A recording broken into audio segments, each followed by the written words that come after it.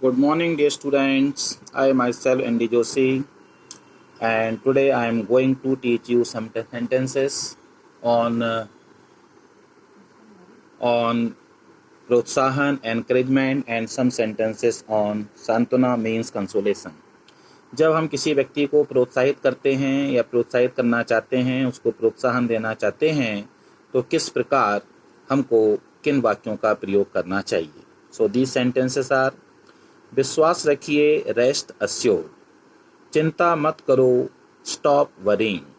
बच्चों की तरह मत रो, डोंट क्राई लाइक चिल्ड्रन. तुम्हें चिंता किस बात की है, व्हाट इज बॉदरिंग यू. तुम्हें चिंता किस बात की है, व्हाट इज बॉदरिंग यू. मेरी चिंता ना करो, डोंट वरी अबाउट मी. डरो मत, डोंट बी स्केयर्ड. फिक्र की कोई बात नहीं, there is no need to worry.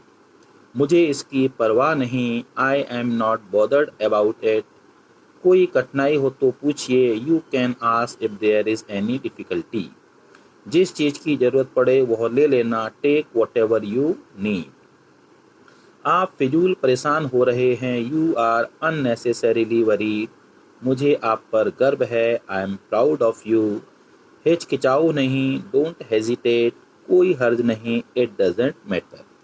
एक बार और रिपीट करते हैं प्रोत्साहन वाले सेंटेंसेस को, एनकरेजमेंट वाले सेंटेंसेस को. विश्वास रखिए, रेस्ट अस्योर्ड. चिंता मत करो, स्टॉप वरिंग.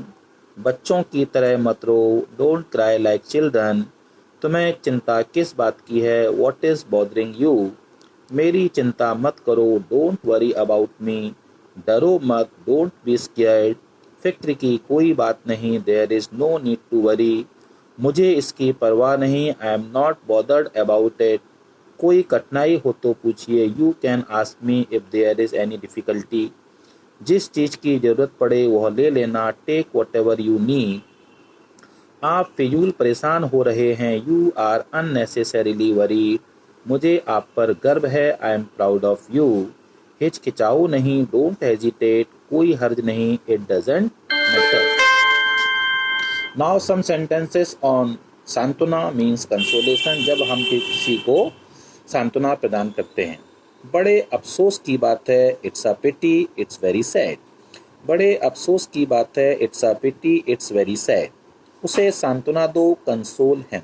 उसे सांत्वना दो, कंसोल हिम. इन संसार का कुछ ऐसा ही नियम है, that is the way things are. संसार का कुछ ऐसा ही नियम है, that is the way things are.